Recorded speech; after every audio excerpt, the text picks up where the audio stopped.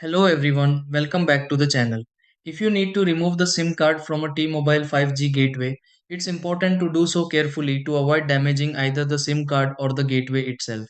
Whether you are replacing the SIM, troubleshooting connectivity issues, or preparing the device for service changes, following the correct procedure can help prevent unnecessary problems. The process is usually simple, but taking a few precautions beforehand can make everything go much more smoothly. In this video, I'll walk you through the basic steps to safely remove the SIM card from a T-Mobile 5G gateway.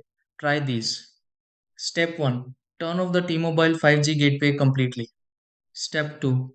Disconnect power from the T-Mobile 5G gateway.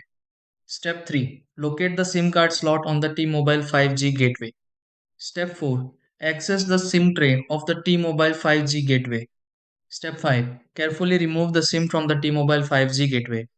Step 6. Store the SIM card from the T-Mobile 5G gateway safely.